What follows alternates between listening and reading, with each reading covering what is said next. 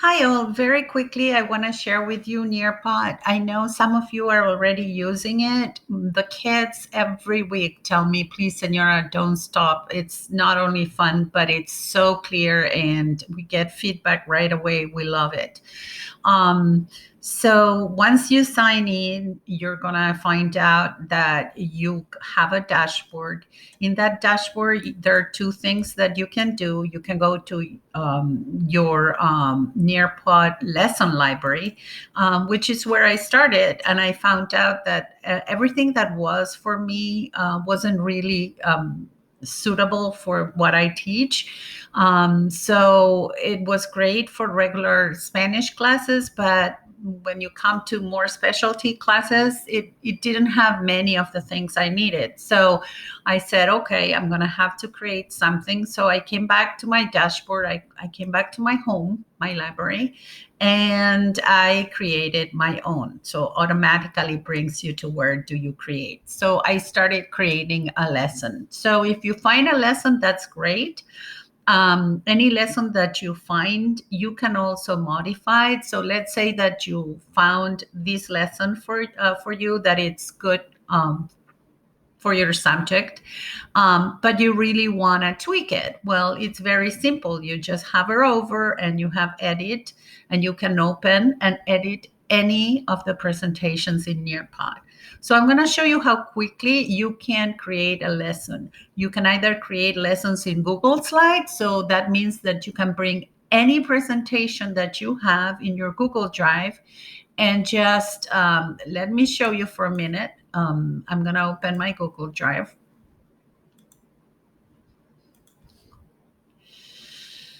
And I'm going to open any slides that I have, for instance, this one.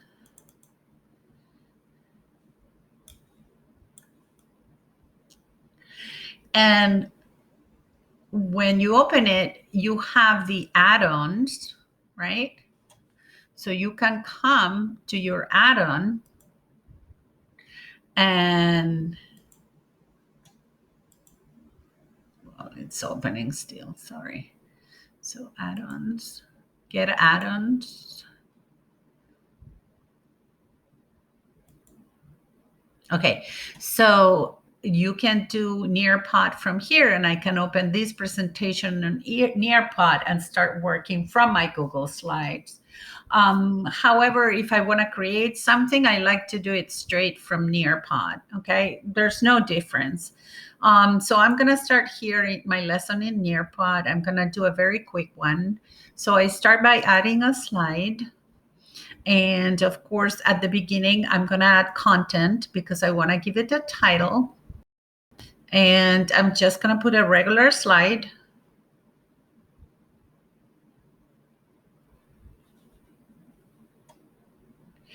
And I'm going to choose one theme. So for instance, I'm going to choose the blue one.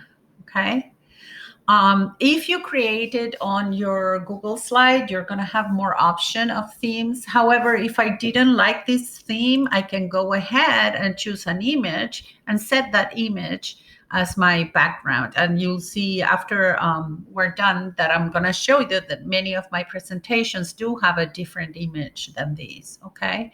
So here I put the title. And in here, generally, I put different things. I put images, I put GIFs. I also have added videos. You choose. Let's say that I want to add a video. Okay, so I'm going to add a video. And I have several options. I can bring it from my Google Drive. Maybe I have it on my desktop, right? On the cloud, wherever I have it, I can bring it, or I can search a YouTube video. So I have here one for history. I'm going to just copy and I'm going to just paste and I'm going to click search and voila, there it is. And yeah, it's the one that I want. And I save and it posted there. So I start my whatever it is just with the video and I save and exit. Okay. And it asked me for the lesson theme because yes, I did change from white to this blue. Okay, so after I added a title to my presentation, I can keep on adding things, right? So I can add a slide and it can ask me several things. I can add web content. So if I have already content prepared in the web, I can add it. I can add an activity or I can add another slide. So if I add another slide, I can put a 3D. There's a lot for science and some things for social science. Okay. So let's say that I want to put the Aztec temple done. The kids love this feature. Okay. So here I have my 3D. And what happens is when the kids go, they can play around with it, right? Okay, done. I can add different things. I can add a simulation. I can add a field trip, which is great also for languages and social science. We go visit places. I can add a BBC video. If I have a sway, I can already use it here. I can create a slideshow with pictures. I can add a video, audio, a PDF viewer, or a Twitter stream. Okay. But I'm going to choose to add an activity. And so let's say that after I did that, I want to ask an open ended question. I could do that. I could add an open ended question, type the question. What is this video about? And the beauty of these is when I do these, I can add a timer. I can give kids time. I can enable students to, instead of type, they can record the answer.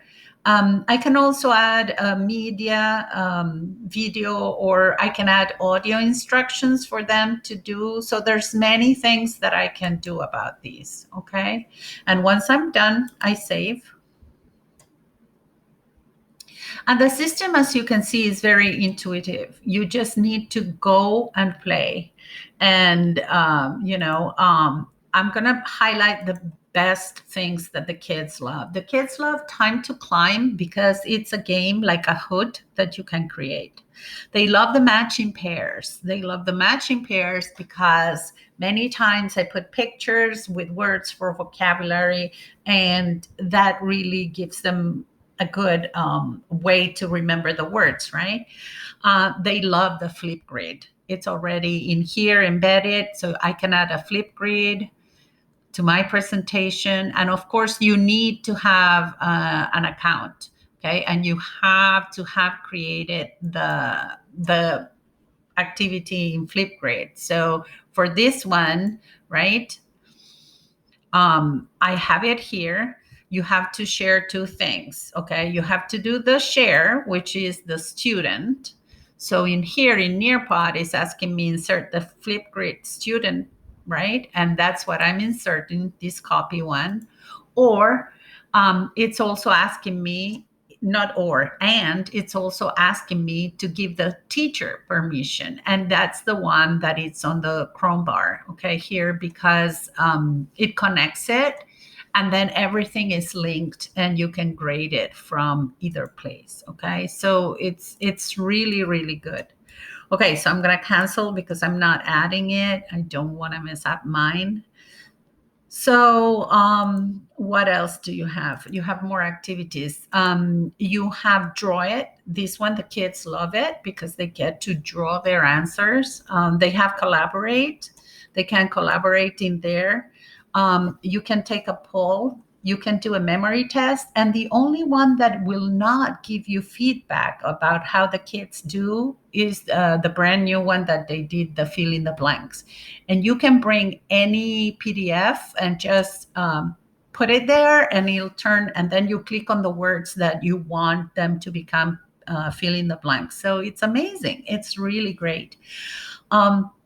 One feature that is very important that you need to know is that I'm going to save this presentation and explain to you because, okay, I'm going to put AP History. I'm going to put whatever grade. social studies. And here I could put a description, which I generally do, but in this case, I don't. Okay. So let me show you something. The best feature that Nearpod has for if you have second language students is that it has embedded reader. And that embedded reader works for English. So whatever you post on English, if you allow an embedded reader, it will read it to them. And the kids can choose from, I think there's like 30 languages.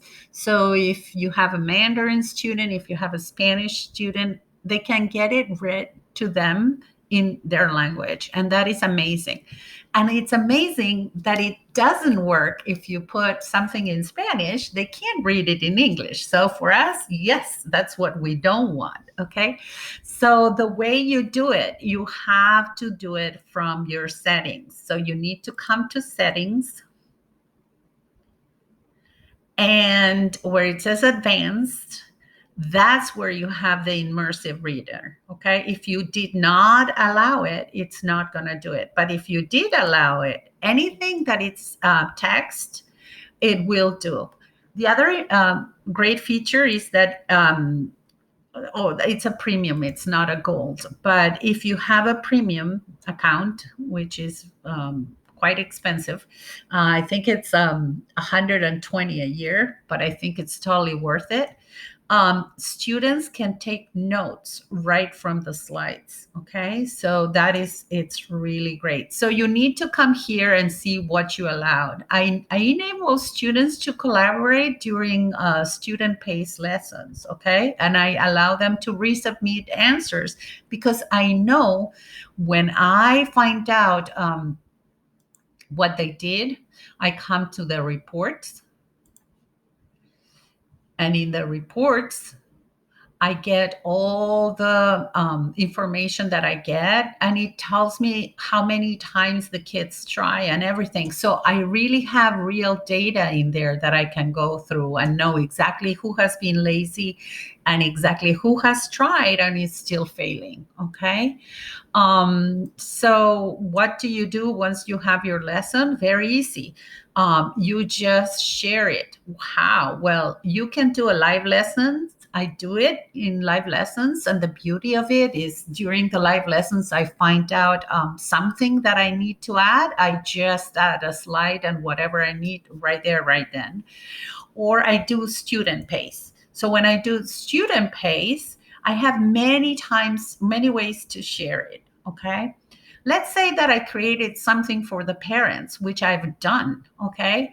I'm not going to send them to Google Classroom because they have no accent. So I just sent an email and I said, please go to join.nearpod.com. And then you can go ahead and type these, and it's going to ask you for your name and you enter. Okay. But for us that we have Google Classrooms, it's very easy. You just click Google Classroom and you tell them which class you want to share it with. And then choose the action. Do you want to create an assignment, a material? So I'm going to create a material. And I'm going to go, and don't worry, it's not going to post until I tell them to post. So I still in here, okay, I'm going to have everything that I want to say, and I'm going to give it a grade or not, a topic or not. And then the kids only need to click the link. They don't need to do anything else. Okay. I'm not going to post. I'm going to cancel because it's a really bad one. So what do I do with a really bad one? Okay. I just come to the 3 dots and I'm going to delete it. If it was a good one and I want to make sure that my classes get divided, I'm going to duplicate it. Right. And I'm going to put period 1, period 2, period 3, because then I want to assign each one to each different class. So I'm going to show you, for instance, these are for my Spanish, for Spanish speakers, and they're going to be doing a cultural study. And so I have 2. Well, I have 4 AP classes. I had to create 4 and launch each of them to their individual Google classes. That's how hard it is. So I hope that it really helped you. If you have any questions, please don't hesitate to ask me. Also, if you go to the Nearpod, .com, there's a ton of webinars that you can take. Okay. So thank you for